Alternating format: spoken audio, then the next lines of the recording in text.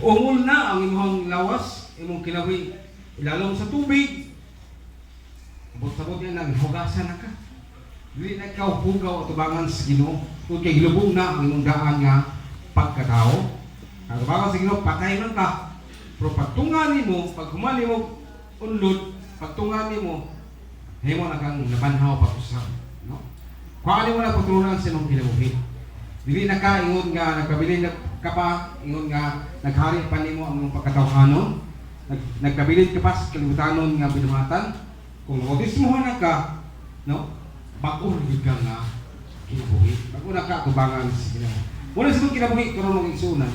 Isa gini siya sa ginapasabot kanunay, no? Sa itong paugali mo.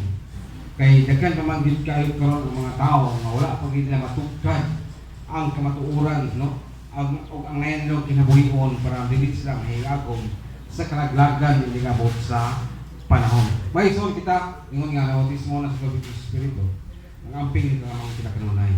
Kitako na kahit paglaom sa atong kinabuhi, kung atong kinabuhion ngayon, may lugong takanunay sa Diyos, nga dili kita mahilayo siya ang kabuton, nga sama sa atong ginhimo, nga bautismohan na kita sa tubig sa Espiritu, no?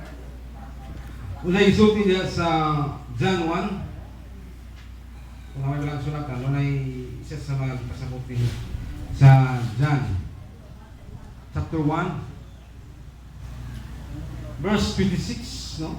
Mga paghatag na to kasayuran nagawod sa si Juan ito bag ako nagbunyag pinagi sa tubig apan may usak diha kaninyo nga wala ninyo hilhik, no?